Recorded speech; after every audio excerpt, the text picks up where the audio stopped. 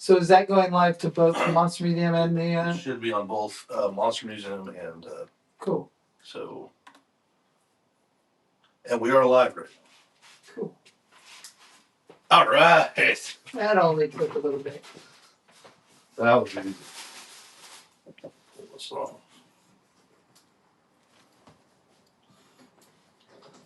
I'll give it one more attempt on Instagram, but I don't think it'll stay. Okay. But we'll see.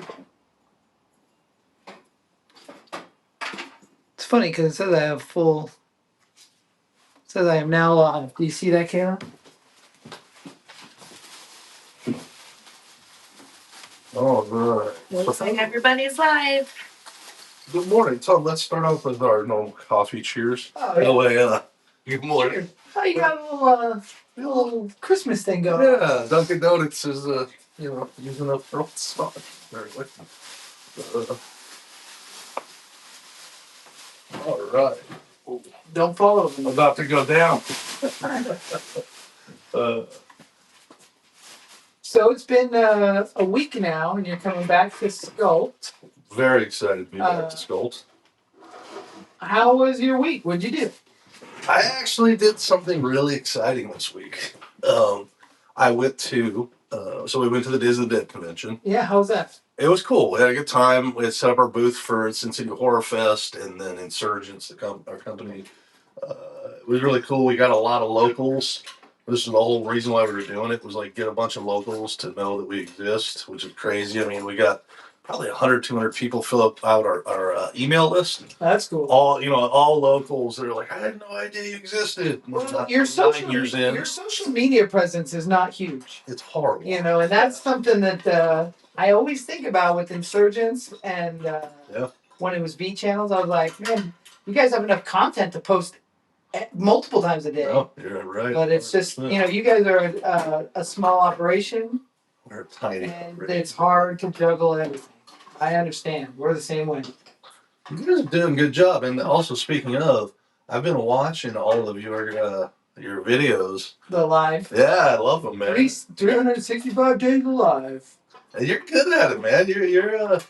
You're comfortable and fun. And it's gotten so much easier because I've tried this stuff before, and I'll just delete it, or I'm sad. Who the hell wants to go see me go to a junkyard? Like, that's just not something I think anybody cares about. Right. But you'd be surprised. Yeah. They seem to care about it. Like, people like to go to the junkyard with me, and so I am trying, to pull off the old Tom Devlin Truman Show, but it is not something that it's not that it's hard. It's not hard. It's just you gotta be mindful. Like, I need to film everything I do, and it puts the people around me in a vulnerable position because they're all getting filmed all the time. I tried to do this awesome interview with my daughter. We rode dirt bikes yesterday, and I was like, "Oh, you gotta be on camera. I just want to talk to you about what you love about this." And she wouldn't do it. She was just no.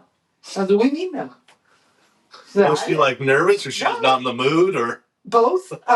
Camera shy, which is funny because she's a great little actress and she's a stage performer, and she just said, "I didn't sign up for your show." And I'm like, "Whoa! What do you mean you didn't sign? Yeah, you did. You were born."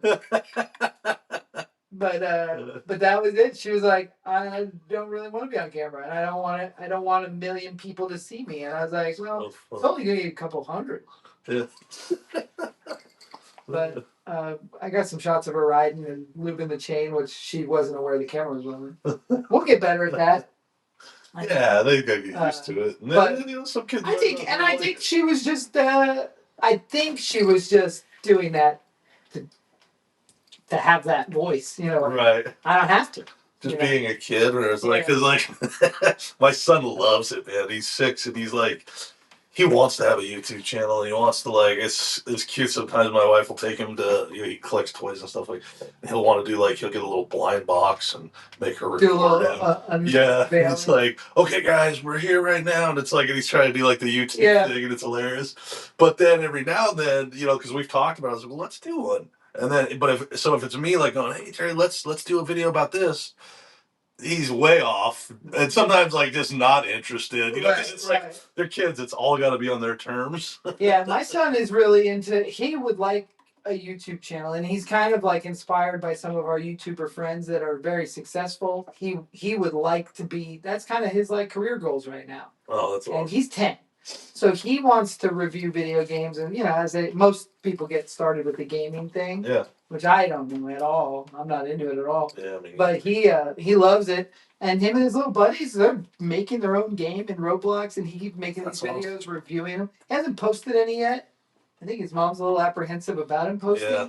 But I'm all for it. I'm like, listen, I told him, I said, some people are going to say some real mean things in the comments. Yeah. And he's like, oh, they're just jealous. And I was like, you're going to say that. You're going to say that now, but it hurts. Yeah. It doesn't matter. It's more than you would imagine. It hurts whether you want to pretend it does or not. And so just ignore that, man. Just don't let that get to you. He's like, I know, Dad. They just wish they were making videos. Well, he's right. He's actually right. Like, haters are they're mostly all just jealous people. They're not. I mean, it comes from jealousy and envy. Yeah. And insecurity. Yeah. It all comes from a weird place. Right. Yeah, that's cool. I totally support his efforts, and if he wants to get really into it as he gets older, I just want him to take it seriously and have something to say. Although I've stopped listening to that. I don't have anything to say. I'm just showing. Showing what I do. And it's like it's a very hard thing because it's so easy to just overthink it. It is, but it's wild. Once we roll the camera, the amount of stuff that serendipitously happens. Last week on this live stream, I was talking about Frazetta and going to the coffee. Yeah. And then on whatever 2 days later, 3 days later, I ran into Bill Frazetta. Oh wow! At the horror or Halloween Expo, and like I haven't seen that guy in 100 years. That's and awesome. Oh, Tommy, blah, blah, blah. We caught up on camera. It was like I foreshadowed that on our live scope, right? And it came to fruition. I was like, who is writing this show? It was awesome, man. That's the guy that set me on my path, and he was here as a buyer for his Halloween store. And where is he? He's from East Stroudsburg, Pennsylvania, my hometown. Oh wow! So, I mean, that was just wild. And then the other day, we were shooting something in the Alien Museum, and Brett Wagner, big swag, walked in, and I was like, "That's the Lost Leatherface," and he's here on our show for no reason except he needed to use our toilet. You roll the camera, and it all just starts happening. And I'm like, it kind of made me go, our life is kind of interesting. It's just weird. That's the thing. That's like when you start overthinking it, it's like we're not doing anything. You're not producing a real television show for TV. It's like just being you and talking and it's true reality. Trying to have a good time. Yeah, exactly. And if people want to watch, cool. If not, it's all right. Because you try to get a little too I don't know. Produced, yeah. It starts to not come across very well. But I think there's a time and place for it. Like me and Nightmare Christie are going to start this show within a week or two, and it is going to be produced, and it's going to feel more professional, and that's what that show is, Cool, yeah. And it'll have its audience, I'm sure. Mm-hmm. But hopefully, my daily audience and her audience can drive it over to the same deal, Yeah. And some people will want to watch both, and some will only want to watch the unproduced live stuff, and some will want to watch the review show. Whatever floats your boat. Kayla, is there anybody asking questions? We have Kayla here to answer questions. So if anybody's watching live, please ask all the questions you want because Killer Kayla is manning the message boards like Ed McMahon. Ed McMahon telethon? Is that who did it? Yeah. The Publishers Clearinghouse? Yeah. Oh, no, not him. Who did the telethons where, like, you call Jerry in? Lewis. Oh, yeah, Jerry Lewis. And people would man the phones. Your view on your phone doesn't see you. His camera's in the way. FYI, that matters. Oh, that matters. I'm sorry. Yeah, let's fix that. I stuck your... You gotta speak up about that. How is that true? Because I don't see his... Oh, I see what you're saying. Me. Yeah. How's that? That better? Yeah, I'll take my seat. How do I look, Kayla? Oh, there's a little delay.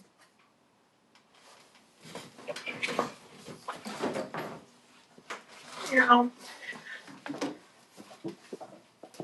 How are we doing now? It looks good. Good. We can Yeah. see Tom. All right. I'm sure that everybody was complaining about that. That's what they were saying. Were they? No. They're not talking, are they? No. So to finish though, because I don't even. Oh yeah, Days of the Dead. Yes, You went to yeah, Days yeah. of the Dead. We went to Days of the Dead. It went really well. It was fun. You know, those conventions are always kind of like just a fun time. Meet a lot of different people and see a lot of fun things, and they're fun in all the ways that they're fun. But then we had the Lionsgate did a 4K remaster on Cabin Fever with a director's cut, Eli Roth's director's cut. Oh, that's cool. So they had a screening of it. They had it down. How different? Did you watch it? I did, yeah. How different was it from the original? I think it's like 9 extra minutes. Oh, okay. And I feel like it's like that much, you know. I couldn't tell you what was that different. Also, it's been a while and my brain is really bad. Yeah. But I never saw Cabin Fever in the theaters. I've seen okay. almost all his other movies in the theaters. And I got to do the moderate the Q&A with Eli Roth and Serena Vincent and Ryder Strong and That's awesome. Jim DeBello and Jordan Ladd. They were all there. That's awesome. So that was really cool. Yeah, it was really fun to get to sit up there and ask questions and then listen to, you know, all the stories of how it got to be, you know, came to be and challenges. And it was a really, really like awesome experience. Now you knew Serena for a long time. Yeah, so Serena and I went to Durango High School. She's the same age as my younger sister, and her and my sister were friends in high school. They were 2 years younger than me. One of the weirdest things is I've met Serena and we're friends, and I know her husband Mike, but my son is best friends with her nephew. Oh, really? And they live on our street. So oh, cool. It's like, it's a weird, Yeah, that is the weirdest thing. I'm like, what a friggin' small world this is. Yeah. Yeah, their little nephew, his name's Vandal. He's the cutest kid. He acted in our haunted house. Oh, how fun. And Cooper, they're like thick as thieves, those kids. They run around like wild animals. That's awesome. Yeah, so that was cool. And then getting to see, to be honest with you, I don't really, as much as I love movies and all that stuff, because of the nature of like, you know, you don't get to see everything in the theater, and we see less in the theaters right. That when all they're like, oh, 4K, I'm like, you know, I don't get as excited as other people get about that stuff. About the re-release. Yeah, about like the remasters, like when they're like, yeah.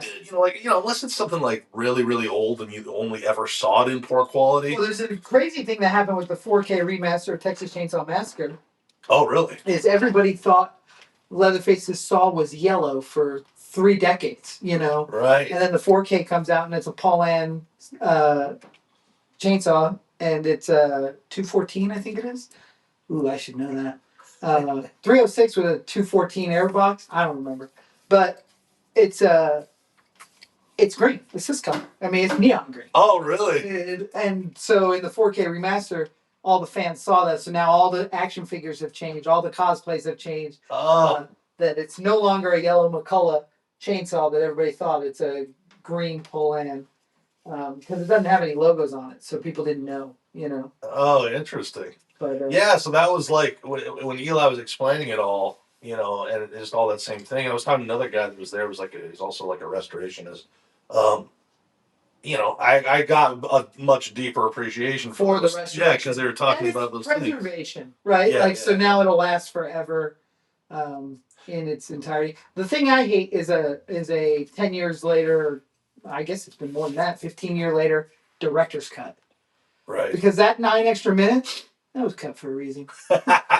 Right. There's very few occasions where I feel like, I would have loved to see Jeff Burr's original Leatherface cut from Texas Chainsaw 3, because the ratings boards destroyed that movie. You know, right. KMB did the effects and they cut all the effects out. And I thought RA was such a good Leatherface, but like it leads to nothing in that movie. Same thing with John Buechler's director's cut for Friday the 13th Part 7. One of the greatest effects artists directing a Jason movie, and they cut every effect out of the movie. And so that is the stuff that's like in it. It's like it with for cabin fevers, it gets all the grossness back. Yeah. And the 4K really shows that. I would love that aspect of it. But a lot of times, those director's cuts, I'll tell you what director's cut I hate. Blade Runner. I hate the Blade Runner director's cut. It's the worst. Yeah. Because the original theatrical Blade Runner was great to me. Yeah. And when they changed it, not a fan. And hasn't there been like 7 of them too? Like 9. There's like 9 Blade Runner director cuts. Yeah. Producer's Ultimate Edition. I mean, it's like, first of all, Blade Runner was a real popular movie in the 80s. Yeah. But all those director's cuts coming out didn't help its popularity. Nobody cared.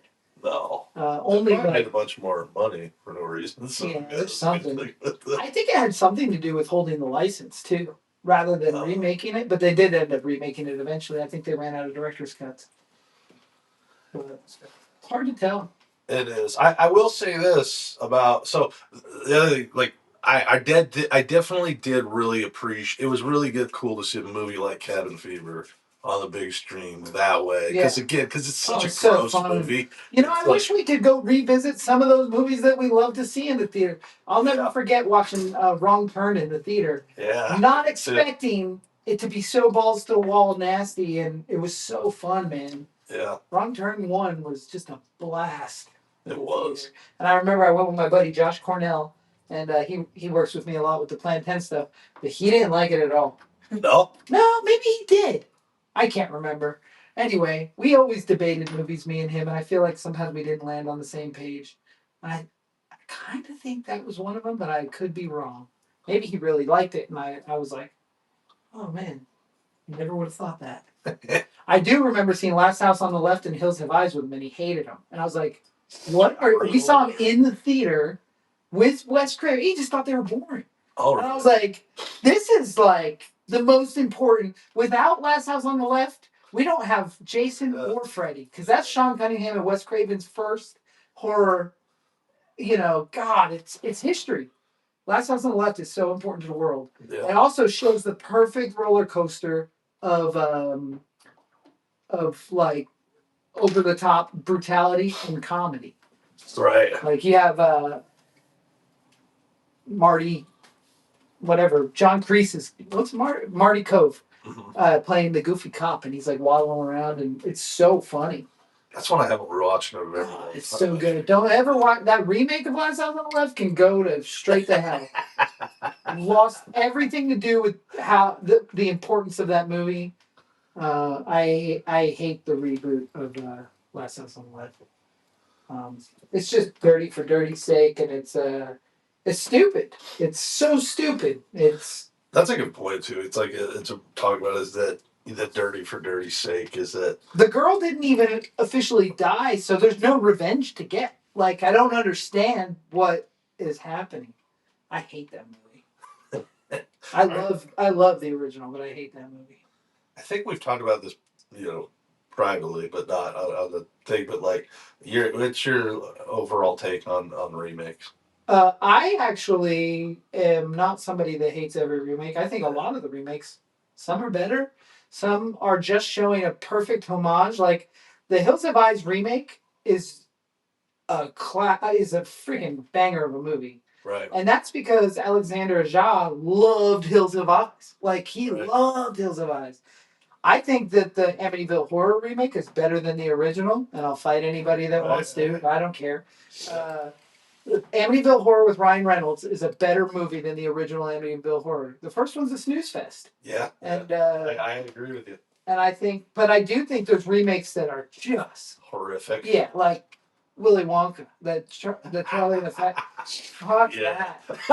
I defended Tim Burton all the way through Big Fish. Like when Planet of the Apes came out, I was like, no, guys, this is just another take. This is amazing. Yeah. The makeups are amazing. Monster Man and Rick Baker made these apes and blah, blah. And then, but he came out with that Charlie and the Chocolate Factory, and I was like, okay, I'm out. I wouldn't even watch Dark Shadows. I'm like, no, I'm sorry, you lost the privilege for me to give it an open frame of mind. Yeah, I'm not a fan of it. Actually, I have to say though, when I saw it, like I wasn't very critical about it the first viewing because I was so far away. I watched Willy Wonka and the Chocolate Factory a million times as a little kid. Yeah, me too. But I was very far away from it. Well, I was not. And so I was like, oh, it's just cool. It's cool. And I live like Willy Wonka is. I Yeah. relate to him so hardcore with just giving people their dreams and building this weird world that I live within. I love Willy Wonka, and that was not my Charlie and the Chocolate He Factory. betrayed you, broke your heart. Yeah, and also Tim Burton, man. Like I used to stick up for him like he was my friend. Yeah. Because I love Pee-wee's Big Adventure, and I love Batman, and I love Edward Scissorhands and Beetlejuice. Like the '90s Tim Burton was amazing. 2000s Tim Burton, what the hell happened? And I stuck up for him after, like everybody got on him about Planet of the Apes, and I was like, it's awesome. I don't know like Planet of the Apes what too. you're talking about. It's such a good movie, and I love the original Planet of the Apes. There was no disrespect in that movie to me. No. But I understand now what maybe people thought. And then I saw this awesome documentary about the death of Superman Lives. Did you ever watch that? Yeah. So good, but Tim Burton is such a douchebag. He's like so mean to Kevin Smith, and he's like, I mean, there's just this. That documentary does not paint him as a great man. Yeah. He's like, I don't even like comic books. I just made this movie because it's dark. I'm like, you made a Batman movie and you don't like comic books? You can't even. I can understand you didn't grow up loving comic books, but you didn't go back and like understand like, holy moly, this is an amazing culture. Right. I'm sorry.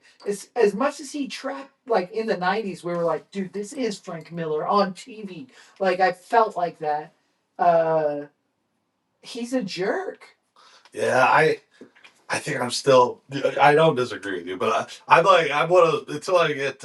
I'm also still an apologist. I just want to still love him so much. Yeah. I love so much about him. I love so But much I about saw you. that too. Like I also have a huge problem, especially now that I'm a director.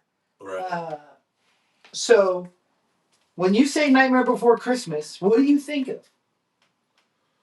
Well, Jack's everything. I mean, whose name do you associate with Nightmare Before Christmas? Tim Burton. What about when you hear Henry Selick? Who's that? Yeah, is that the director? That's the director of Nightmare Before Christmas. And Monkey Bone. He's a fantastic director. Yeah. His style is Nightmare Before Christmas. And nobody gives Henry Selick any fucking credit for one of the greatest masterpieces of all time.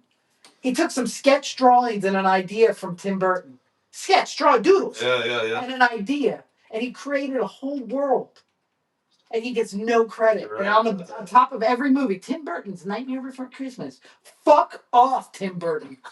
If you told me Tim Burton's Teddy told me to, I'd say you're a fucking liar. I don't care how much money you gave me. And my perfect example is I love Wes Craven. I will stick up for Wes Craven till the end of the world. I love Wes Craven. He's brilliant. He's a genius. I've heard him talk many times. He is so smart. His name is above Wishmaster. It says Wes Craven's Wishmaster. Or Wes Craven presents Wishmaster. He has spoken publicly at horror convention, at screenings, at anything. That is not my movie.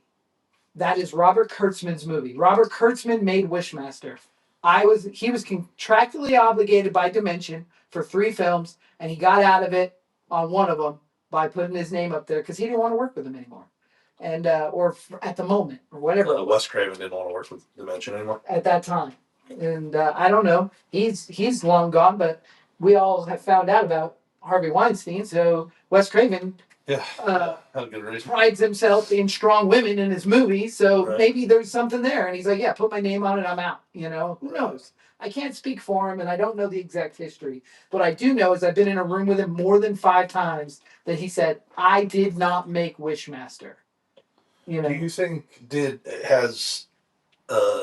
have you seen that, what's his name, that Tim Burton, has he not taken advantage of opportunities to try to give credit? No, he's never mentioned Henry Selick's name in a fucking conversation ever. Right. I mean, he doesn't do a lot of interviews. Right. So that Death of Superman Lives was one of the first times you really saw him speak his mind rather than just a press junket about whatever he's working on. Right. So I don't know. I was just such a huge fan. I would have put myself as a Tim Burton fan like I'm a Sam Raimi fan. Yeah. Because I loved Victor and I loved Frankenweenie, like the original Frankenweenie. Yeah. And I just saw I was like, this guy, he's me. You know, I thought that. He was a kid that went to art school and wanted to make horror movies and weird stuff. And I loved no it. matter what, he is a fucking genius. Oh, he's a genius. And he has accomplished stuff, man. Like Edward Scissorhands, it was so beautiful in the 90s. It hasn't really aged as well as most people give it credit for, but the stuff he did with Disney, making Disney dark again. You know, Disney started dark. It had a haunted mansion and it had, you know, all the like Escape to Witch Mountain and all that cool stuff in the 70s. Black Cauldron and Something Wicked This Way Comes. Is that Disney? Maybe. I think so, yeah. But like some weird stuff. Tim Burton made Disney weird again and dark. And I appreciated that as a kid. And like I said, I stuck up for him forever. I really did. And I just have been let down by how come in that documentary he's such a dick to some of my heroes, and I just can't handle that. I have so much loyalty to somebody I don't even know. But I'm that guy. Like I love Megadeth, so I hate Metallica. Right. And even though Dave Mustaine's cool with all of them, he's forgiven them, he's fine. They play together. I'll never like Metallica. I love Megadeth, but Metallica, Dave Mustaine was too metal for Metallica, even though he wrote their best album. It's like, fuck off. Okay, James, cut your hair. But it's just the funniest thing. Like, I don't know Dave Mustaine. Why do I care? Yeah, but he might be a super nice guy. And he forgave all those guys. But meanwhile, I'm like still fighting his good fight. And that's how I feel. And also, if somebody's going to wrong Kevin Smith, I hate you. And, you know. How do you feel about Bruce Willis? Well, here's the thing. I've never been the biggest Bruce Willis fan. We had this we watched Die Hard at Christmas, me and my friends, and we had this big conversation because, like, I understand how important Bruce Willis is, but I never thought he was the right choice for that action star that everybody loved. Yeah, he was always a hated Unbreakable like you can't even believe because my favorite movie. This guy who's supposed to be not have a weakness in the world, right? No weakness. He only water. Why is he balding? Superman could hang an anvil from one strand of hair. How come Bruce Willis is balding? Unbreakable would be a perfect movie if Bruce Campbell was the lead. Bruce Campbell's got the chiseled jaw. He's got the Superman hair. You know, he would have been perfect. He could hang an anvil from his hair. I think that might have been part of the choice too, though. They didn't want you to. It's a dumb choice. I think. I gotta disagree with you. That's fine. But that's why movies are made. We don't have to like the same things. Yeah. I mean, I will argue with some people that Troll 2 is one of the best movies of the 80s, and they're like, it's the worst movie, and I'm like, you can go straight to hell. That is one of the greatest pieces of entertainment that was ever made. You know, so that's just the thing. You know, that's what I love about film fans. You don't have to like what I like. No, or agree with my weird ideas. Right. I have weird ideas. Yeah. I mean, I've told you ideas for your own movie you directed that I believe it's different. And you're like, no, that's not what that was. And I'm like, no, that's what it is. You're wrong. I don't care that you made that movie. I understand the ending and you don't. Yeah. And I wish that you'd have been around when I made it because then I could just pretend like that's what that was what I wanted. You're like, that's exactly what I was doing. Yeah. And then it'd be Tom Devlin's Monster Amongst Men. Be like, hey, Tim Burton did it. You like him? It's funny when you talk about that. It's not as bad, I think, as the Tim Burton thing that you're talking about.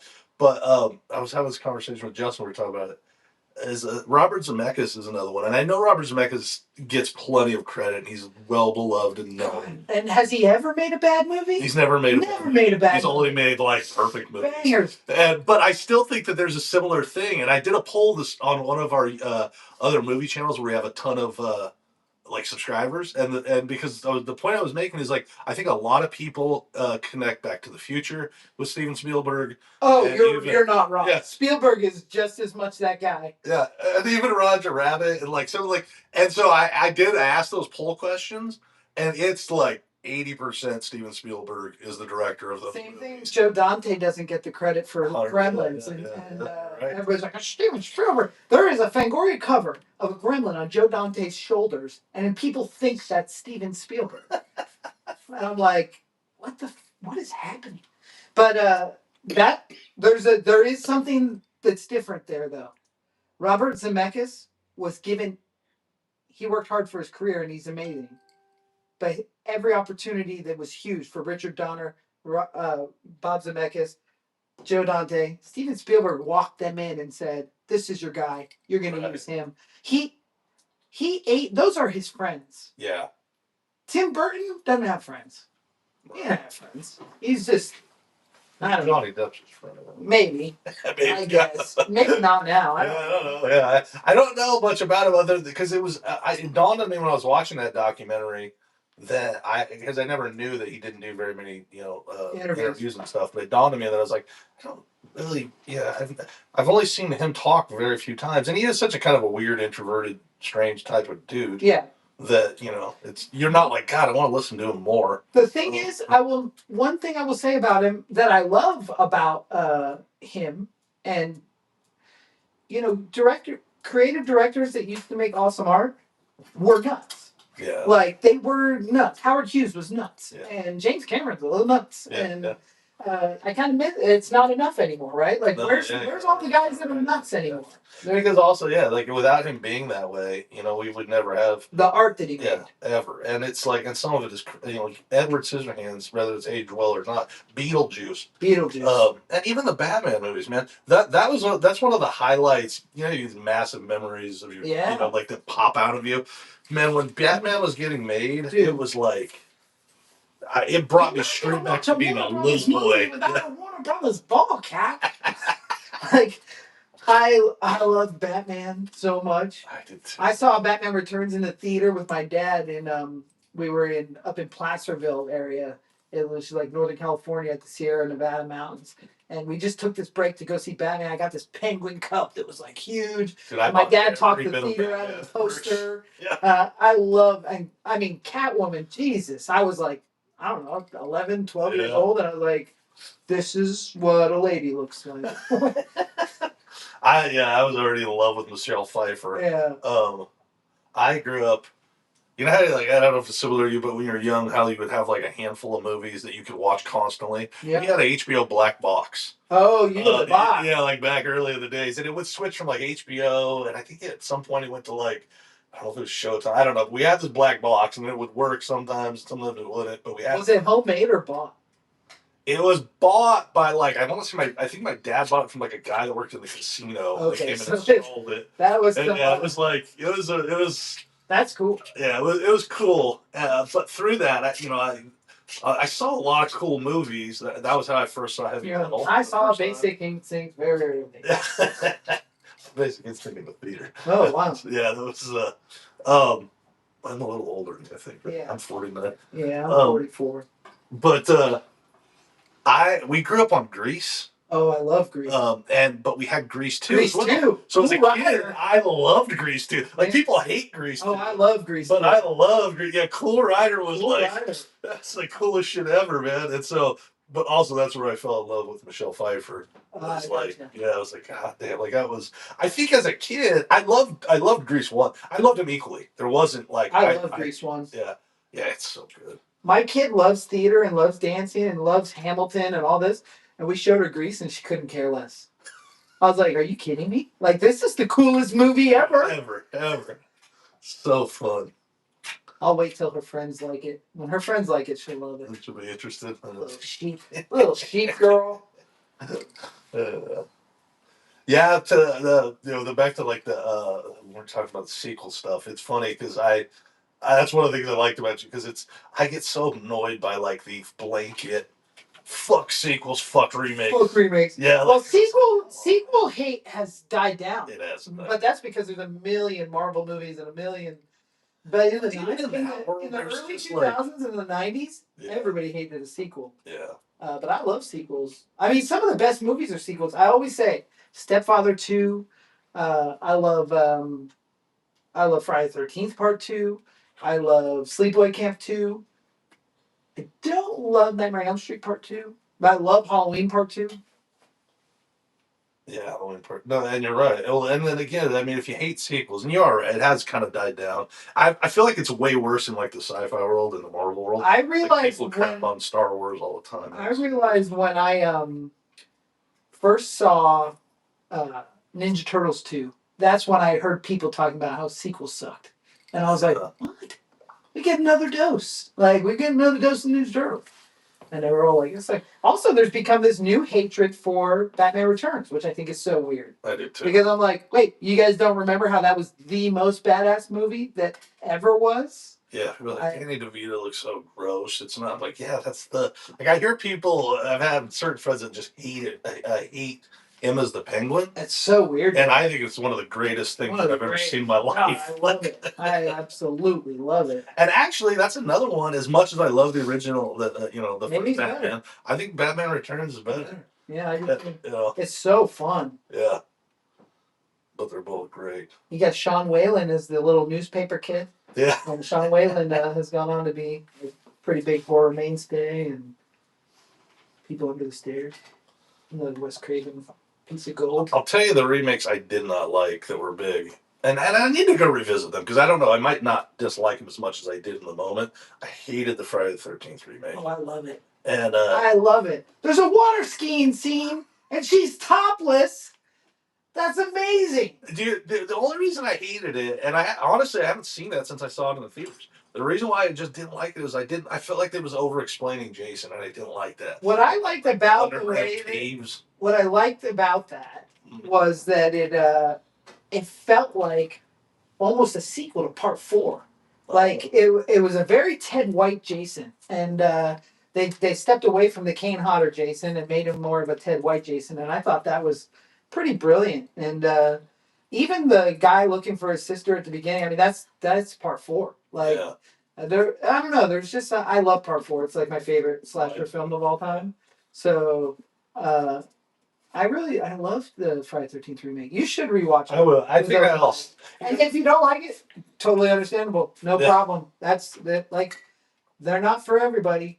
But the fact that I waited my whole life to see Jason in the theater, because the only one I got to see in the theaters were Freddy vs. Jason. Yeah, that's cool.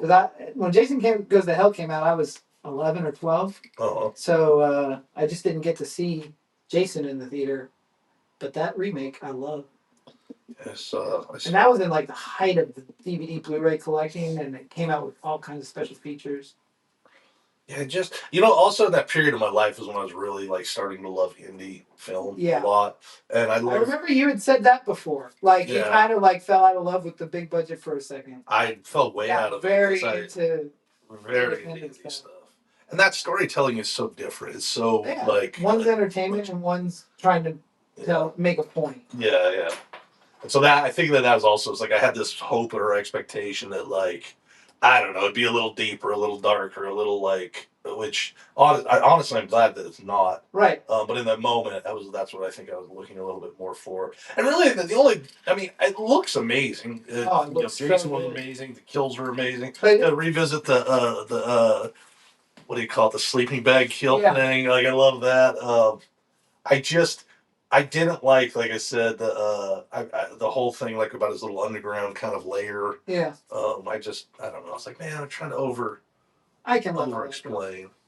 Yeah. I don't care at all about that anymore. But that was at the time. My goal, not my goal, but one of my goals, one of my things on my list of things to do is there's a really, really zero budget movie franchise called Camp Blood, and it's created by Dave Sterling.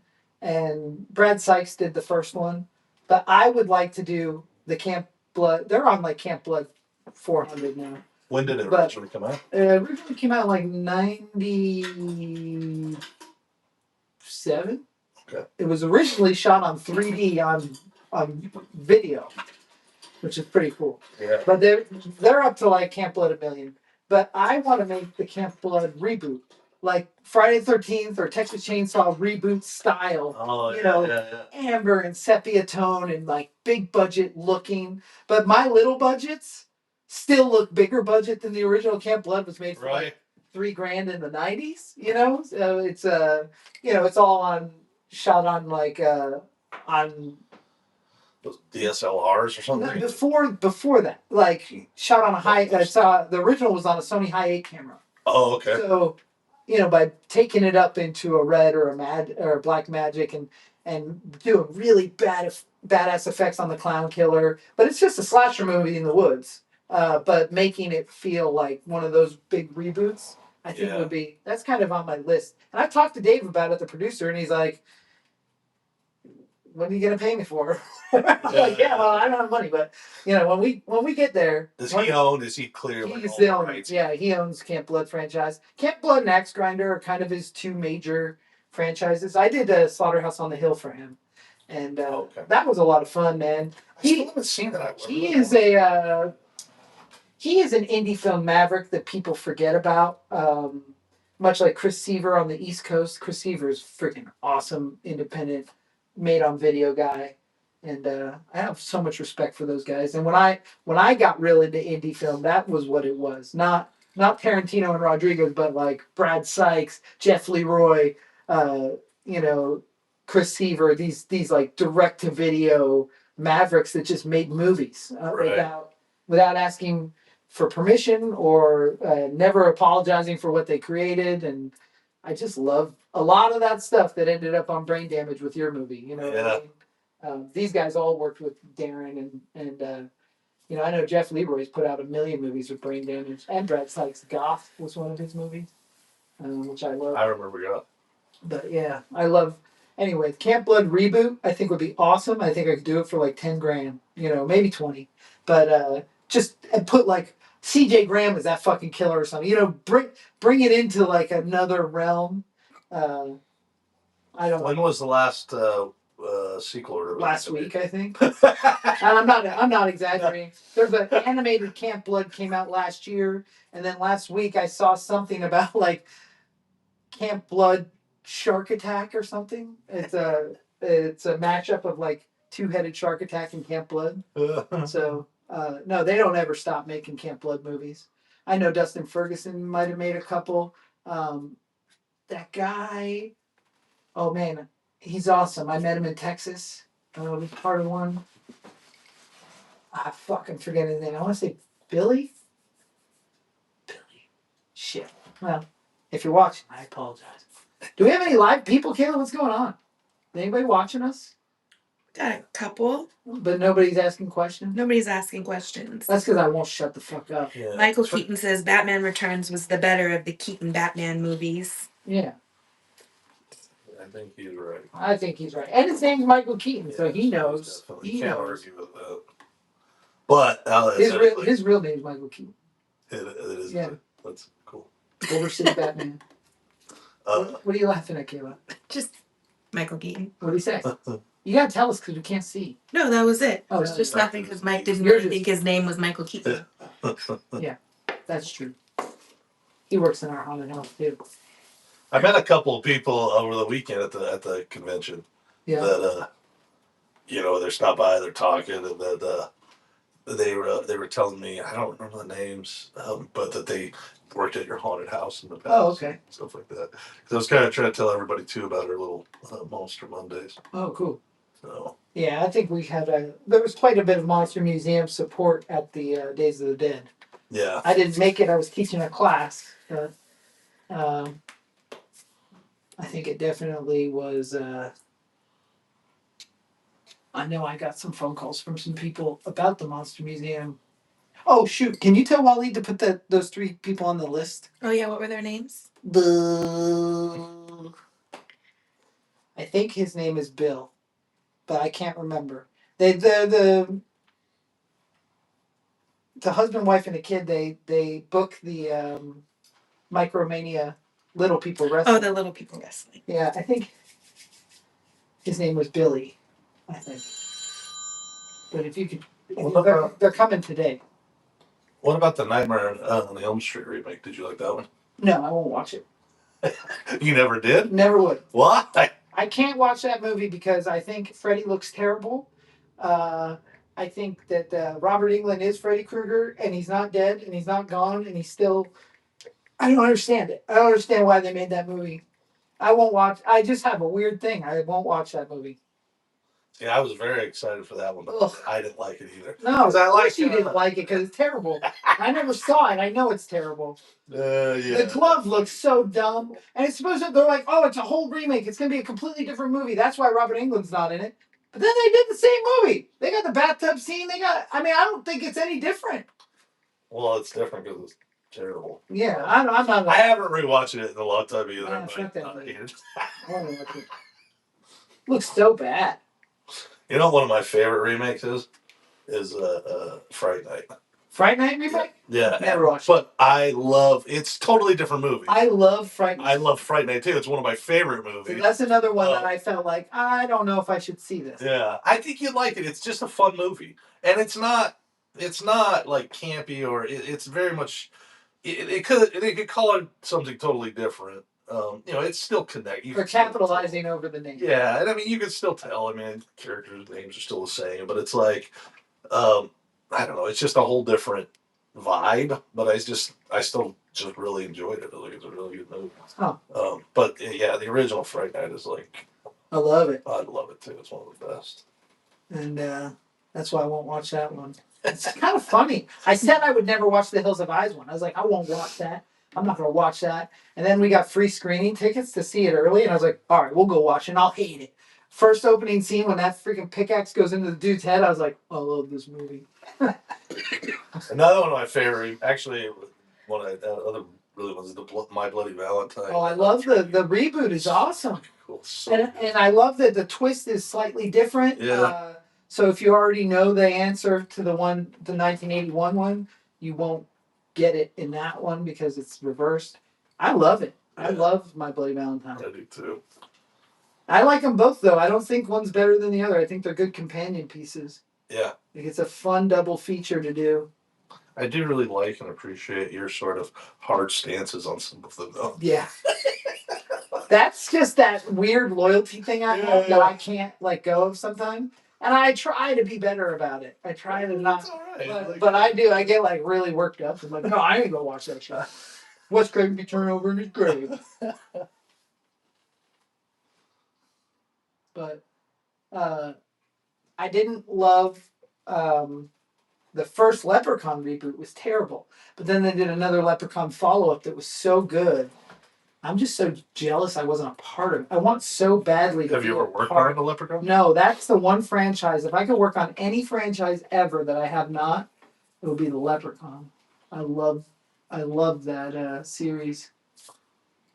Yeah, those are fun. I want to direct. I have a script for a Leprechaun movie that ties all of them together. Because if you ever watch, have you seen more than one of them? Yeah. Okay, so Warwick Davis's costume changes in every one of them. It's a different costume. His terminology for shilling or gold changes. Okay. Like he doesn't always say I want my gold. He says I want my shillings in some of them. Some of them he says I want my gold. His look changes a little bit, but his hat and shoes and outfit changes in all of them, except for Leprechaun in the Hood and Leprechaun Back to the Hood. That's the same Leprechaun. Okay. But the rest, I believe, are separate leprechauns. I think they're all different leprechauns. So I would like. They're all meant to be different leprechaun, or that's kind of the thing. This is what I'm tying together because gotcha. he never plays the leprechaun the same. Right. And they also have different rules. Like this one can be locked in cast iron, and this one just needs his gold back. This one needs to get married. Like they have different rules for the leprechaun in all the movies. So I believe that they are separate leprechauns. And I would like to do a Leprechaun Reunion, where it's a St. Patrick's Day thing in Ireland, and all the leprechauns are there at like a Leprechaun Day, Uh-huh. and then they share their stories of murder and mayhem and stuff. and we get to see all those different variations of leprechauns in the same room, and sharing those stories about when they went to space and when they went to the hood and when they went to Las Vegas, and Right. That's fun. That's fun. Yeah, that's a cool. but it could almost be like an anthology where we get little short horror bits wrapped together to them around this fire. Like Are We Afraid of the Dark, throwing powder on the fire and it blows Yeah. up, and then they go into the story. Yeah, that's a fun idea. I just shared it publicly. Somebody will make that movie. I tried to get in touch with Barry Barnholtz because I worked for him before, and he produced the original Leprechaun. Uh-huh. But he is not easy to get in touch with, nor does I don't know. I don't think he's Who made the last Leprechauns? Don't know. I don't know. But I love the last one. It was really good. They brought back, God, I don't know his name, the kid that played Francis in Pee Wee's Big Adventure. Oh yeah. And also in Gacy, he played Gacy. But they brought his character back from Leprechaun 1 and like tied it straight to part 1. And I was like, oh, that's awesome. And it was a surprise. Like, it wasn't just, I didn't know that going into it. I thought that was very cool. But it was made in like South Africa, so I don't know who did the effects, but I love it. I just wish I could have been part of it. That's one. I don't want to work for other people much, but I would work for someone else on the Leprechaun. And if Charlie Band or anybody ever did another Ghoulies movie, I would kill. I would kill to be involved with a Ghoulies movie. I got to do Ouija's, which was pretty darn close. That's a fun movie. But Ghoulies is like my favorite. One of them.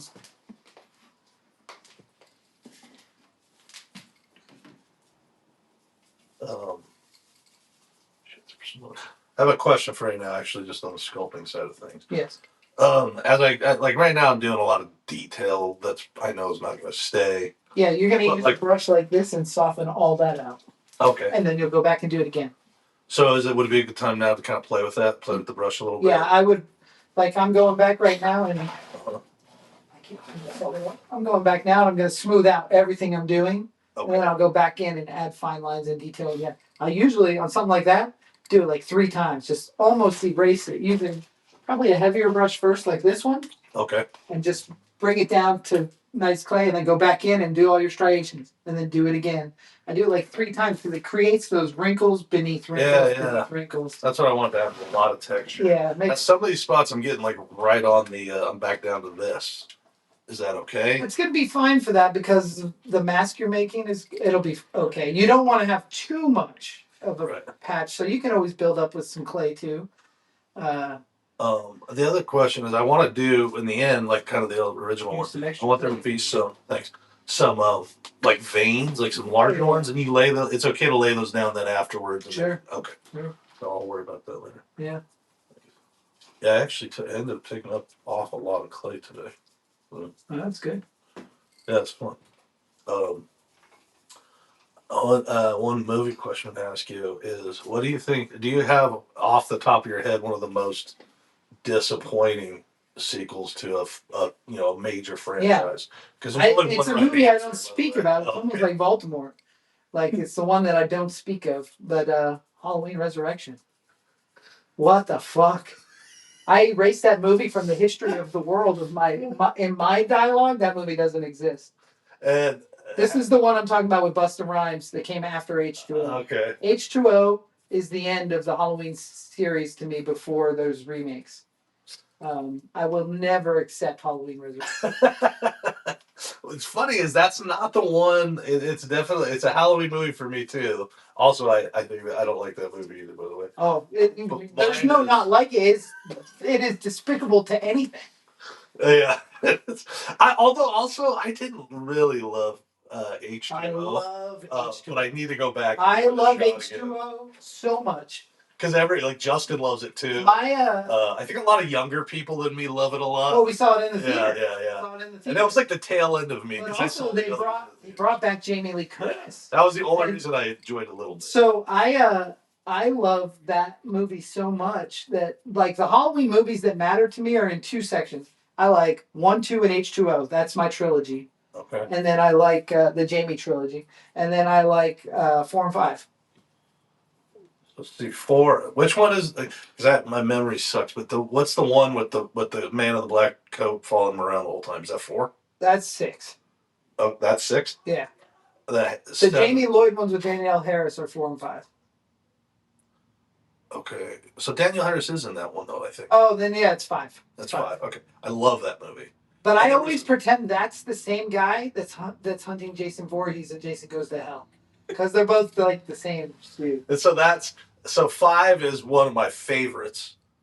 You like 5 better than 4? I love 4 too. Oh, but the whole reason I love 5, when I say I love I love a lot of them for a lot of different reasons. But 5, me and my best friend saw it in the theaters. We were so excited. This guy followed him around the whole time. Yeah. It's like, what the fuck?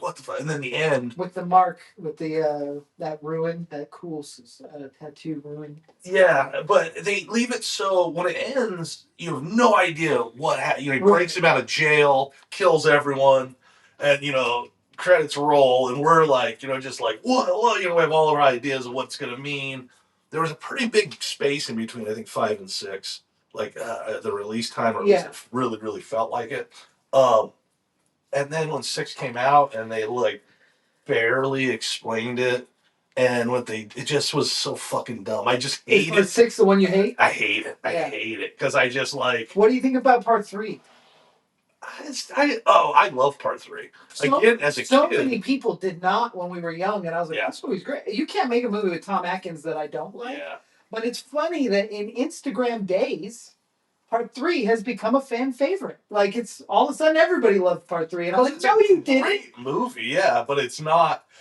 In the moment in time, I was very pissed too. Oh, okay. Because we just got like the VHS. We didn't know anybody. We rented it. We were super excited. Ready for Michael Myers. Yeah, going home to watch Michael Myers, and and then you see, I don't even remember if it's in the original, but like where they have the trailer for Halloween during the movie, and we were like, what the fuck? So like you're just waiting for. Just didn't know, right. And so it was, what the fuck? But it's a great movie. I actually have. I love part 3. I have a story that I wrote. It's not a big deal to share it, but I'm making it. I want to make this like 10-minute. I'm gonna make this 10-minute like video story because I have a connection between 3 and then the Halloween movies as well. And, that's awesome. And I want to I don't know, just the fan, nerdy fan thing. But my connection was that like the story I wrote and created for just fun was that the costume in Halloween that Michael Myers wears when he's a little boy, that was a prototype. It's a silver sandwich mask. Yeah, and so like that was a prototype. Don't take this out loud. Keep this to yourself. Stop. All right, cool. Too many people are gonna watch it. You already said too much. And I have the video almost ready, so I'll release it in about maybe a month. It'll be ready. Oh, okay. So I thought you were gonna make a short film to connect it or something. No, well, it's gonna be a short because I could never actually make it. Yeah. And so like with I'm just gonna use like images and tell the story. That's cool. That's called and that's gonna get 1 million views. I'll share it with you. And it will become lore. This is cool. I have another one too for like kind of the origin thing for Jason, but I need to like get that thing put out before the show comes out. Yeah, the show's coming out. It's like, and also like then they'll be like, no, wrong. Yeah. Well, and also if it's just the exact same. I mean, it's not the most original idea. It's just fun. It was like something way back before I ever did anything. It was like I always wanted to see the version. They were talking about Freddy versus Jason. There was a lot of talk about like maybe Freddy could be Jason's dad. Yeah. I always thought that'd be so cool. I wrote a short film that is do you remember when Batman Dead End came out? Mm-hmm. So I came up with one that is Toxic Avenger versus Maniac Cop because they're both New York guys. Right. And then at the end, the Killer Clowns from Outer Space show up, and then the Ninja Turtles show up. And if you look on the front of the Monster Museum, since the day we opened, one of the whole picture windows is that image. It's Toxie with the fighting the Maniac Cop, and the Ninja Turtles coming out of the sewer with the clowns behind them. Nobody's ever asked me why they're all on that poster. That's awesome. But it's a full window on the outside of the Monster Museum, and nobody's ever asked. And that's why you did it? What's going on? Yeah, because I thought I was going to make that. Like, I was gung-ho on making this fan film, and then I just never did. And then I did. Fan films are like, it was always something I wanted to do, too. It's just hard because you can't really profit off of it. you don't get a lot of respect off of it, or you get a ton of respect, and then that's all people think you're good for. Yeah. So there's some weird things about the fan film, you know. If I was gonna put that much time and effort into something, Might as make it original. I wanted to do, yeah. But I would like. I mean, like, I would like the. The way I looked at it, I was like, if I don't ever get to make a Toxic Avenger makeup, I'm gonna be really upset. So I want to make my own. But then I just made my own anyway and put it in the Monster Museum, and I was like, all right, I'm done. Did that. Did you see the new Toxic Avenger movie? No, I won't watch it. So I have to ask though, then, why did you watch the Friday the 13th remake? What was different about that was like this is fair? The cinematographer is the same cinematographer from the Texas Chainsaw remake, which is the original cinematographer from the first Texas Chainsaw Massacre. And I believed it would look good. So, also, although I love Friday the 13th, Jason is different in every movie. Yeah. Even the movies played by Kane, he's different in every movie. Every director gets their own take. Yeah. There's so much freedom in Friday the 13th that I didn't look at the remake as a remake. I looked at it as another installment. It doesn't matter. The storylines don't match up. I mean, Jason got on a cruise ship in a lake and ended up in New York. It's fine. He can do whatever. You know, it really doesn't matter. So I don't hold that. There's not like something that's so important to me there. The Toxic Avenger is my favorite movie of all time. I know some really good. I say of all time. I got a lot of favorite movies of all time, but that is one of my top. You know, that is a very important movie to my youth. It's a very important movie to me. I know some people that saw it and told me you don't want to see this movie, and I agree with them. I don't want to see that movie. It doesn't even take place in Trumpville. Like it doesn't make any sense to me. Also, I feel like I've been lied to because all of the Toxic Avenger movies are sticking up against the mega conglomerates, Apocalypse Inc. Right. And for the Toxic Avenger to be remade by Legendary, which is a huge mega conglomerate, fuck off. Like, what? I don't understand. I don't want to call Lloyd a sellout, but he's a sellout. Doesn't even. I love Lloyd Kaufman, and I'm not speaking ill, but I don't understand why we sold the rights to our superhero. It's all in the back of the Jeep. Everything. Yeah. Yeah, I will watch it, but I love Peter Dinklage. I thought it was just a weird thing to like kind of go that route. Like, not that it won't be good or has nothing, but like I have to see it to understand all of it. Yeah, I'll never. I don't not say I'll never watch it, but I don't understand why. Right. And why they did it the way they did it. Yeah. But it does look like it's super gory, super offensive, super wild. So at least that I was excited. It can't be as gory, offensive, or wild as anything Troma's ever made. Right. So it just can't be this. It's not going to be the same. I mean, if you watch Toxic Avenger Part 4, Citizen Toxie, there is nothing more offensive on the planet. Like, that movie should have gotten everybody involved canceled if cancel culture was a thing then. And I love it. I love that. And I love that Dave Matty is the Toxic Avenger, and he's huge and he's awesome. And the Toxic Avenger is the first hero of superhuman size and strength from New Jersey. And you're going to make him 3.5 feet tall? Right. But the problem is, Dinklage is not in the suit. He's not the Toxic Avenger. Dinklage is Melvin, which bothers me even more because everybody's like, Peter Dinklage is the Toxic Avenger.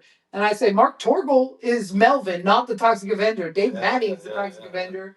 Or Ron Fazio is Toxic Avenger, but not fucking Mark Torgl. He's Melvin.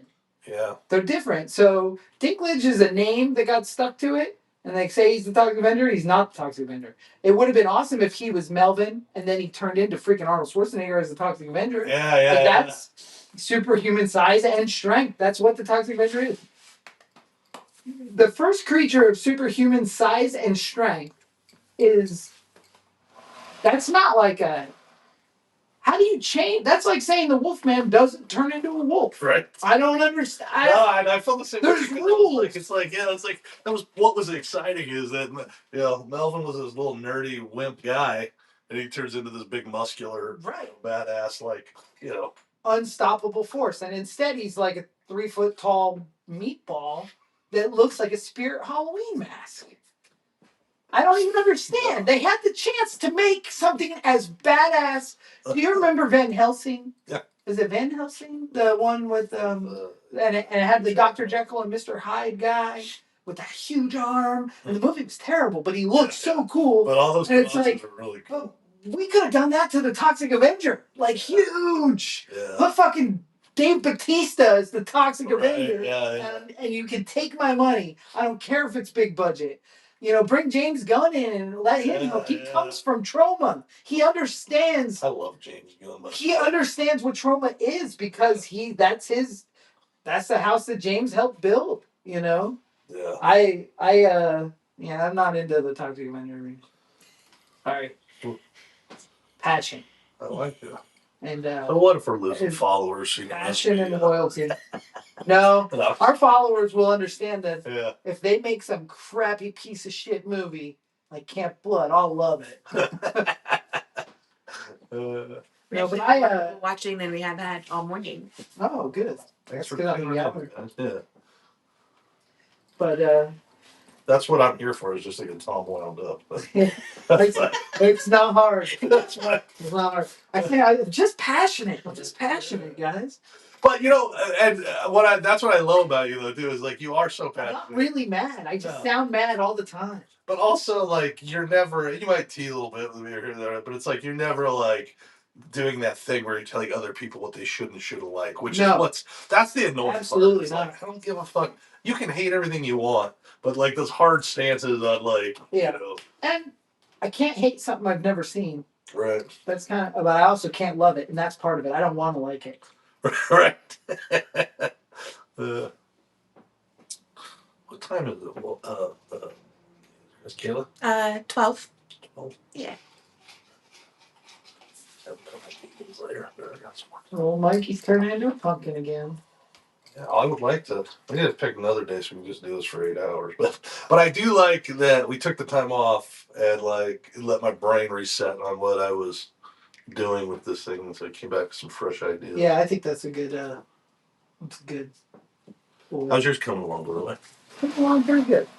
Very cool. And what are you doing with this again? What's it? It'll go in the Monster Museum. Nice. We're building a big Terminator area, so I still need to sculpt his chest and his knee and his like stubby arm. Right. He'll be in there. I already have a T-1000 in there. And then, you didn't have one of these in there before? No.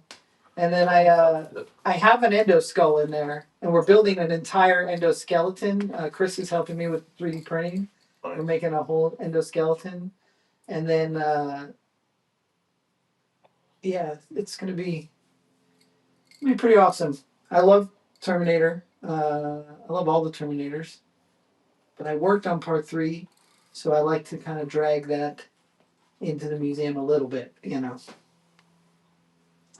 But this is just fun. I love it. I also got to do the Sci-Fi Channel Asylum movie, Terminators, which is like the bullshit Terminator. Right. That was awesome. Paul London plays the Terminators. And it was with Jeremy. Paul Logan plays the Terminators. Jeremy London from Mallrats fame is hunting them. He's like the John Connor. Pretty cool. Speaking of Mallrats, just curious, where do you rank Mallrats in Kevin Smith movie? That is very close to number 1. Me too. Mallrats, like I could say Clerks is the most important movie that he ever made, but not my favorite movie. Yeah. I would say Mallrats and then Clerks 2. Yeah. Are my favorites. I think mine is Mallrats and Jay and Silent Bob Strike Back. I love Jay and Silent Bob Strike Back.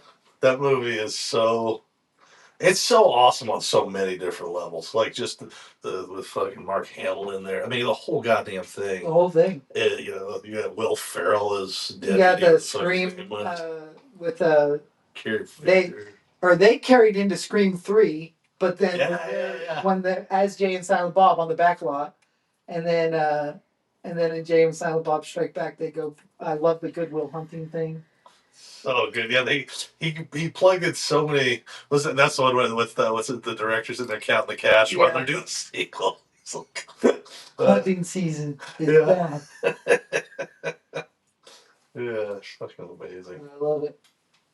And the whole I was talking to Justin about it because he'd never seen it, and I haven't watched it in quite a few years. I need to watch it again soon. But the whole thing kind of kicks off because they read bad reviews. Yeah, there's a bad review on Ain't It Cool News, and they're going after Harry Styles. Yeah.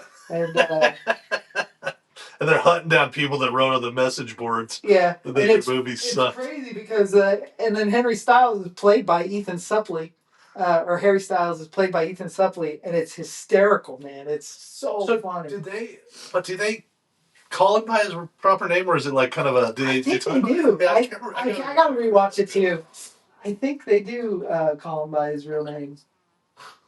Man. Yeah, because it was funny. The reason why I brought it up is Justin the other day looked. Did he get a bad review?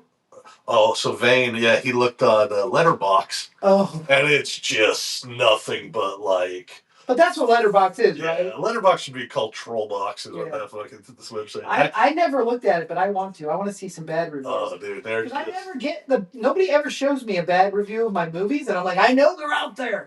I want to see them.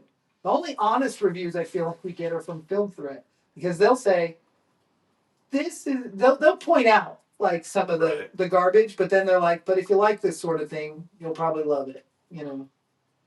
Which is cool. Film Threat gives us perfectly good bad reviews. Perfectly fair reviews. Yeah. And they called me the B-movie Baron of the Nevada Desert, which I'll never forget. I want to get a sign. A t-shirt. I want a sign made that says Tom Devlin, the B-movie Baron of the Nevada Desert.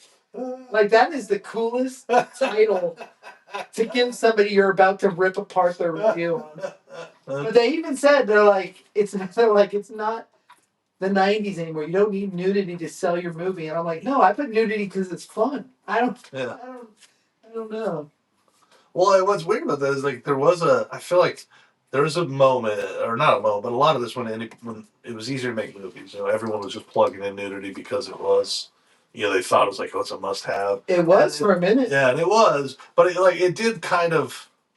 There is an art form to like plugging the nudity in there in a fun way and making it kind of like as dumb as that sounds. Not making it exploitive. Yeah, because I used to always that term used to just drive me fucking nuts. I'm like, everything's fucking exploitive. Yeah. But then I did see the difference finally one day where I was like, it's just like it's not it doesn't feel like there was any thought behind it. There was like, take your shirt off. Like well, we made a movie one time. So we made Legend of the Sasquatch. And there was a nudity scene in it. There was Liz takes her top off and they're making out on the couch. Whatever. It's a horror movie, and I thought we should have that. My wife's directing. She was fine with it. She did it. She directed the scene. When we sold that movie, they said we need another.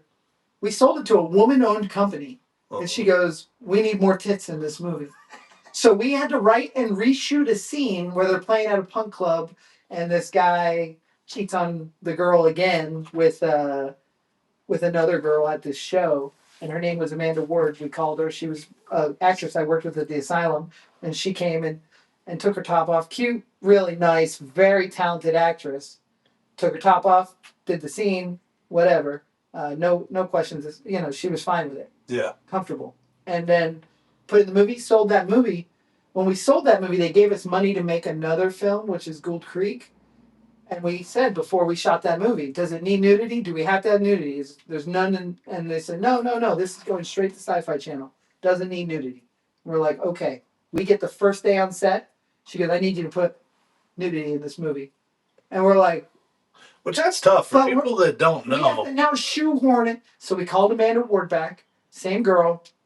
We shoehorned this nude scene where John Carius gets it on this girl who's trying to take advantage of him.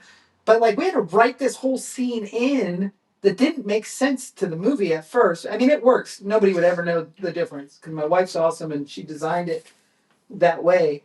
But it was like, that was just to sell the film. They were like, we can't sell a movie without a little bit of exploitation. And we asked like some of the actresses that were on set if they would be willing, because it would have made sense. Like it would have, Yeah. but they were all not willing to. That's So what I was gonna say. Is like that's if you've the never hard part, man. worked on a movie or been around it. That's a question that has to be asked in casting. Yeah. Like you don't just cast somebody and then go, oh, and by the way, Yeah. we're gonna need you to take your shirt off, because then you're putting them in a compromising position. Well, and also that's what every scumbag it does. Right. You know, every bad situation is that's a common thing of like, oh yeah, by the way, like there's a sex scene now. You know, that's where like really bad things do happen. Yeah, we don't want to be that. Yeah. So you really have to bring it up in casting. Like in Nameless, I remember we have a topless scene. In casting, I'm like, well, I need to ask. The part was written for a friend of mine, and I was like, are you comfortable with the nudity? And she said, yeah, that's fine. You know. Yeah.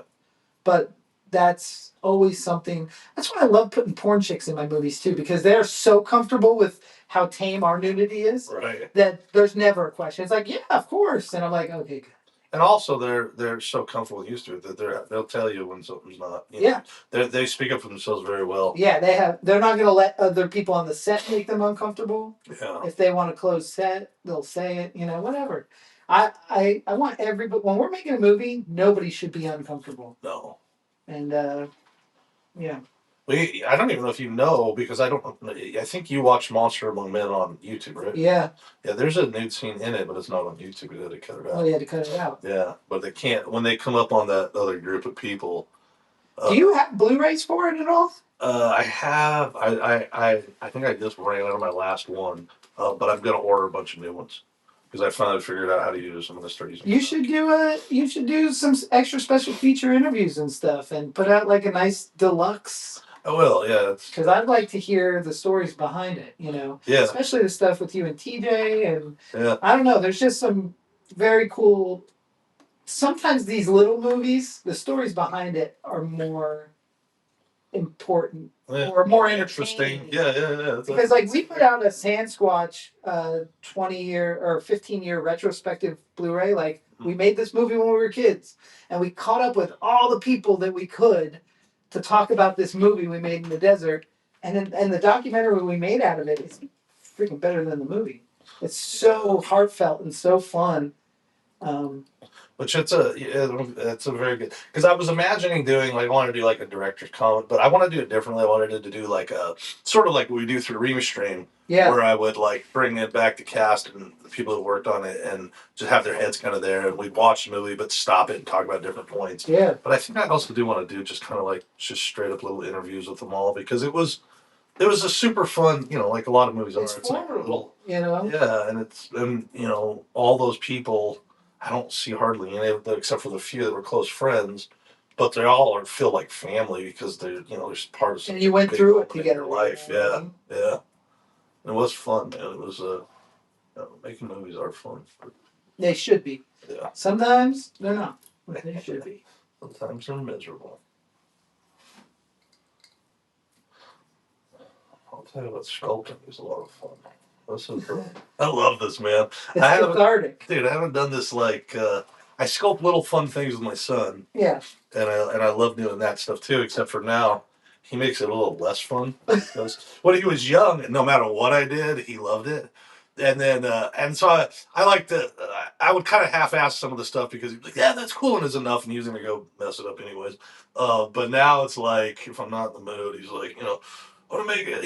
He'll want the most. One day he wanted, which is this goddamn sweetest thing in the world. He snuck in and watched Monster Among Men because he saw my like Blu-ray. I have on my wall at home when I get killed, the big prosthetic on my face. Yeah. I saved that and like put it and framed it, and so there's that with my DVD.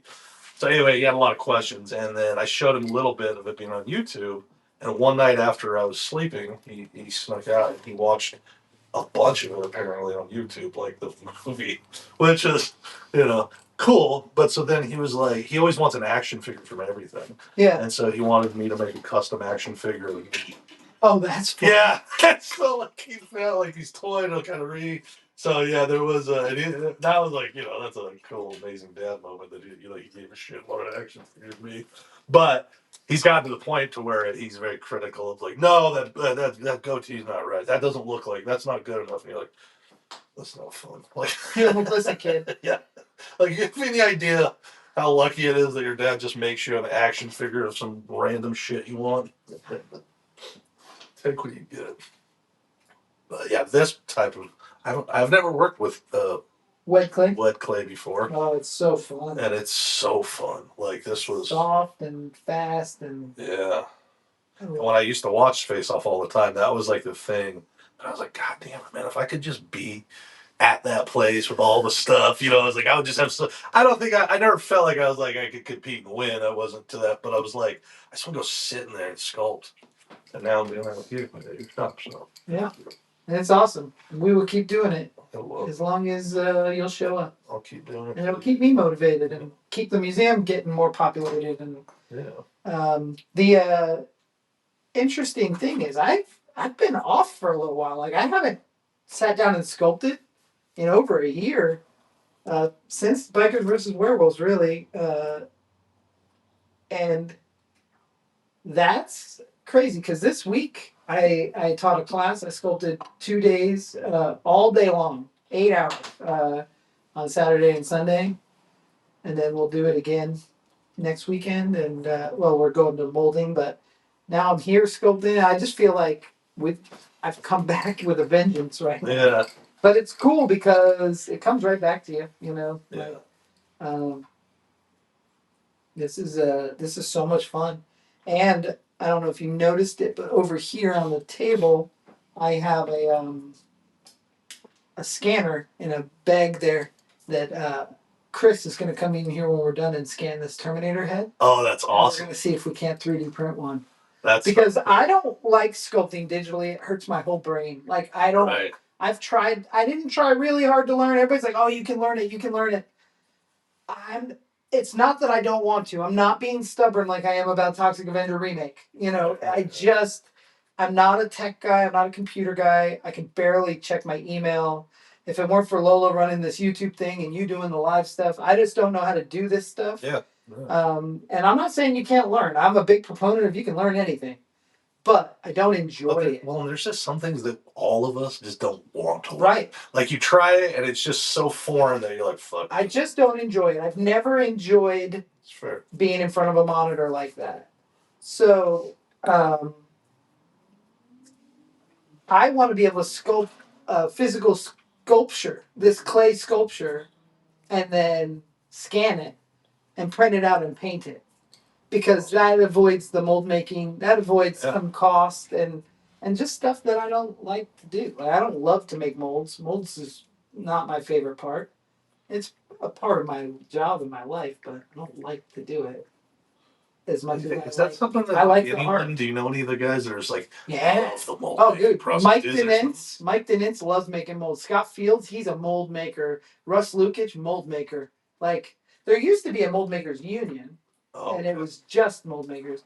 These guys, they take pride in it, and they make them perfect, and their right angles are perfect, and they're so smooth. And I just don't have the. I can make a really decent mold. Like, I spent a lot of my career as a mold maker. I made 100 million fiberglass molds. I can make a decent mold. I don't enjoy making molds. I really always wanted to be a sculptor painter, and that's what I love doing. And with the Monster Museum, nobody has to wear these pieces. So to print them in resin, be able to sand them, paint them, like, I like that. What's so Dave Dent says you can scan a sculpture with the latest iPhone and app, then 3D print. That is true, Dave Dent. But I have a better scanner than the latest iPhone. He is right. We did it. I've seen a bunch of the Teddy figures there's one right above you in that package. That was done on an iPhone. But Dave Dent, that was the perfect example. That dude is an artist, but he can use the computer and the tech stuff to his advantage as well. Right. I mean, he's been a graphic designer his whole life, but man, like you, he's really embraced the AI. You know what I mean? Yeah. And he's learned to make it work for him and makes these amazing products with it. We just lost my 10 followers there. Sorry, guys. No, I'm just kidding. I liked it. It's funny. I wanted to talk to you about it. You know, I used you single-handedly changed my whole mind on all of it. And I use you as an example that with the camera, if you can consider photography art, well, in 100 years, everybody's going to consider this art too. 100%. You know what I mean? It's the same. It's that whole camera's thing was just a machine. The Renaissance painters whose job it was to paint people's families and to paint people's dogs and land and sunrise and their house or whatever. And then this magic box showed up that just did their job for them. Yeah. That's AI, baby. Yeah. And I'm okay with it. I think we're weird in calling it AI, though. I do too. I think AI is a sci-fi term. I don't think ChatGTP is necessarily AI, although I do fear it like the Terminator. So I don't know.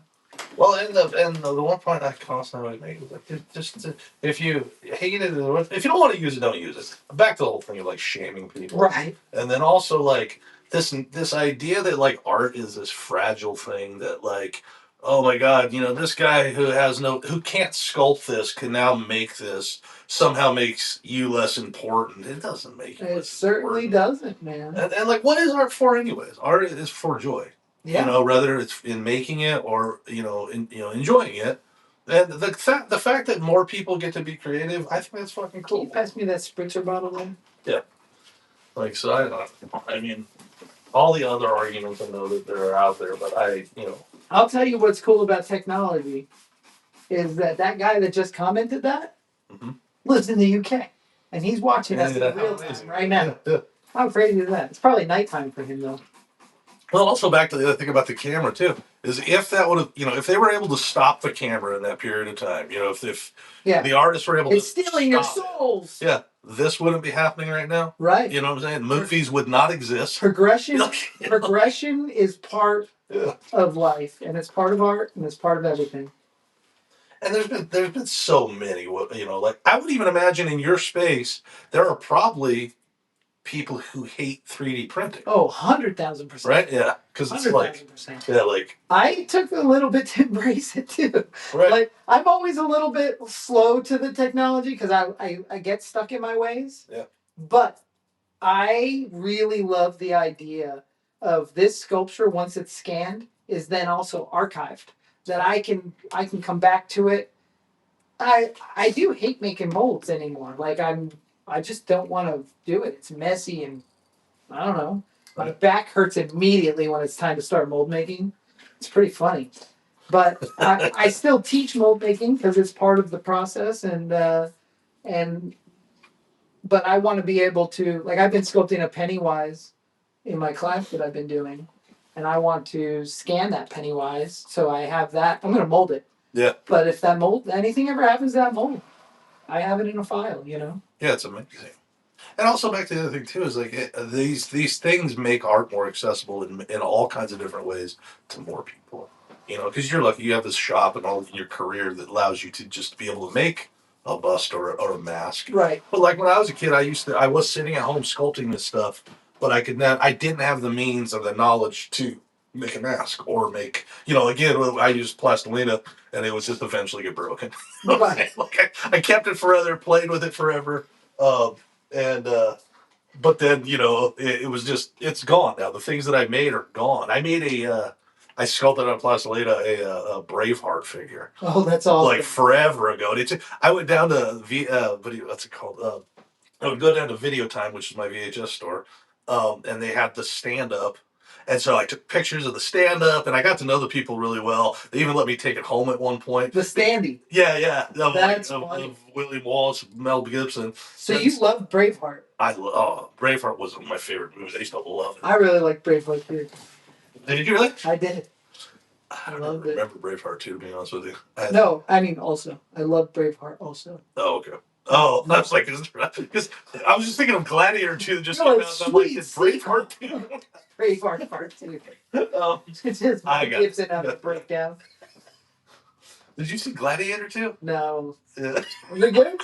I didn't love the first Gladiator. Oh, I love the first Gladiator. I hated those CGI tigers. Oh. That was in the middle of me, like, becoming an effects artist. Okay. Like, becoming an effects artist. So if it was digital, I had to hate it. Like, I didn't hate it. not going to become a effective. You are a sellout, bro. Yeah. Oh. I remember watching Gladiator at this weird guy's house, whose dad I traded my Nissan pickup truck for this 1983 Dodge van. And I was like, maybe the worst mistake, but I loved it. I was so stoked that I was at this guy, Angel, was the security guard at a Hollywood Galaxy movie theater that I worked at. And Hollywood Galaxy movie theater is the theater that Buffy goes to when she meets Pike.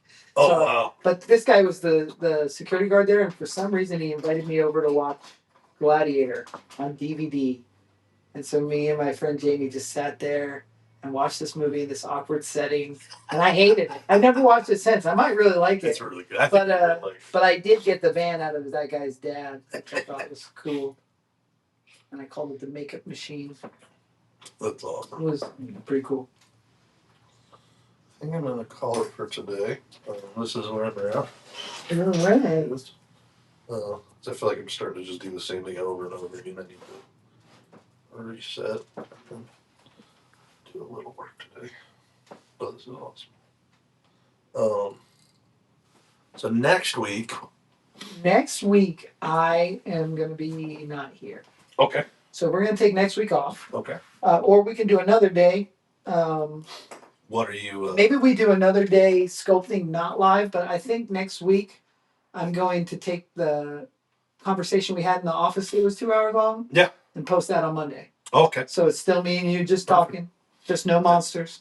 It'll be Monster Monday, lack the monsters. So if anybody's watching live, we won't be live on Monday, but there will be a 2-hour video posted of me and Mike talking about distribution and independent horror films and all kinds of fun stuff, which is kind of what we always talk about. But if you wanted to come back another day that's not on camera to keep working, we can, or we can just wait it out for 2 weeks, whatever you want to do. All right. I don't want to. Are you going to be gone next week for some period of time, or are you just working? I am Monday. I will leave Sunday night. We're going to LA, and then we'll be back Monday night, real late. Okay. So it's just going to be a 1 day thing, but I'm going to go down the night before. Let me see how Arnold's looking. All right. Oh, that's awesome, man. This is very cool. So now you're getting really deep into like not fine detail, but like the detail. Getting close there. So are you? So how much longer do you think you have in this? I could probably finish it in an hour. Really? I think so. If I was moving, an hour maybe. The thing is, I was going to sculpt his hair. If I sculpt his hair, it's going to take me longer. I haven't decided yet, but I could sculpt his hair. Now, is that normally how you would do that? Like with this, when doing this, if you're going to sculpt the hair, you put it on at the end? Not necessarily. I just haven't decided yet. Right. The thing is, laying that hair, it has to look perfect. You know what I mean? And to get the volume and the shape right, it's easier to sculpt it and just lay a thin layer over the front. More's forgiven with that. Like, it looks cool. Yeah. So I might sculpt his hat real quick, but I want to get the detail done on his face and finish him up, and then I'll sculpt his hair. But he's coming along. Cool. It won't be too long. I could probably finish this in an hour and a half if I sit here and keep doing it, which I might. Well, I'm going to get rolling. Great time as always. So if anybody's still watching, these are also on Instagram. These are live on YouTube on our channels, Monster Museum Network and Creepy Popcorn, respectively. Go add us, follow us, like, subscribe, hit the bell. That bell for notifications. Hit that bell. It really is important, just so you guys know, for those of you that don't understand why, it's because when you get all these subscribers and all these platforms, it sucks because you can have 2,000 followers on Facebook and you make a post and 6 people see it. There's the fact that it doesn't go to the people that, and so it's the same with YouTube, is doesn't share it to all your followers until people, so when you hit that notification, you will get at least the notification of when we're live. Yeah. And, Then you can be honest and see what we're doing. Yeah, argue with us about remakes and talking Avengers and AI. But here's the thing. I don't. Everybody can have their own opinion on any of 100%. that, Yeah. but it is fun to debate it. It Sometimes. is fun to debate it. I really wasn't a fan of things like AI until, but you really opened my eyes to it, and also just using it a little bit. I was like, okay, I understand. This is kind of fun. Well, and also to be honest too, I didn't want to touch it for a while either. I was really weird about it. I felt very weird about it, and once I just kind of started playing with it a little bit, and I still, even in the beginning, I felt very guilty about it too. I'm like, oh man, like this is really cool, but like I didn't really draw this, or I didn't really like, Right. there's a lot to work through. I think when you're getting into it, but that's where like I hate the shaming of it so much. It's just like, my friend right now, I was driving over here. He's one of my best friends in my whole life, and he's never been like he's read millions of books, comic books, and he loves all this stuff so much. But he's not an artistic guy, Right. and so he would always come in and tell me like, I had this idea for a movie maybe we could make one day. Like he's always got kind of like these fun ideas, and he's got some good ideas, and they're cool. But he doesn't have the ability to write, and he won't kind of put himself in that space. But I was just having that conversation with him as I was driving out here, because he's called me recently. He's been more excited about his idea, and so I was like, dude, I'm going to come over and teach you how to use ChatGPT. And I was like, you should just. The process of creating that stuff is fun. It's fulfilling to you. Yeah. You have this cool idea in your brain, and you cared enough to call me and tell me about it. So like, I'm gonna teach you how to write about it on ChatGPT and turn it into like a little story. And just if I know you'll get some fun out of that. Yeah. That's cool. Like that's. So the fact that the guy would never be able to write a story in his life, he never would. Now he might write little stories, and who gives a shit what happens to him as long as he enjoyed it, right? Like it's like, why would you want to take that away from people? I will. I'm going to show you something when we get off these phones. I used a tool on the Chat GTP with my student this weekend that just kind of opened my eyes to like, wow, this is awesome. I took a picture of our sculptures when they're finished, and I asked ChatGPT to paint them. Oh, cool. Not alter the sculpt at all, Yeah. just color it. Yeah. And I asked for hers to look like a bloated, waterlogged zombie, and I was making a Pennywise. I said, paint it like Pennywise. And it's like, holy moly. As a reference for when she comes in here to paint on Sunday, I said, you can ask it to do a desert one, a marsh one, different looks, and then you can choose what you like instead of trying to figure out your paint job. You just paint and go in. And it's awesome because it's still our sculptures. It's just pictures of our sculptures painted. And it's that's something I just thought of while we were sitting there. Yeah.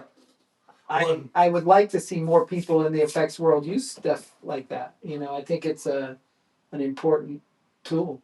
Well, and to expand a little bit on that too, is like if I wanted to say, like, if I'm sitting here sculpting this and I like where it's going, but I'm like, you know what, I kind of want to add a horn.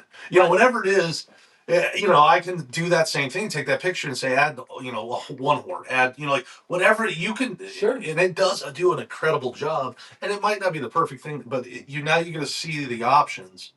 And then you get, like instead of, fucking it up and being like, oh man, like, so yeah, I mean, it's just got so many cool uses that I continuously keep stumbling upon in this music here too. Yeah. So it's like, it's cool. It's a cool tool. Going from not using it at all or telling myself I don't do technology to being able to design some cool logos and do some cool stuff is an interesting time. Yeah, for sure. But Terminators will take over the world, and it'll be all our fault. So. Well, and that's to bring it back. That is why the most important thing is just be nice to it. We love you, AI. My friend Chris told me that we're supposed to not say thank you and stuff to the AI because it takes up like digital landfill space. Use water or something. I was like, you know what? I'm gonna I do don't know it. about that. Just be nice to it. Yeah, I just don't want it. I want it to know I'm on its side when things come. Actually, take a fast look towards my camera, and then this way, just give a little quick smile. This will be our thumbnail. You guys got to see us make a thumbnail. Yeah, thumbnail. All right. All right. I'm gonna shut it down. Cool. We'll see you guys in 2 weeks. I don't know how to stop it. End stream.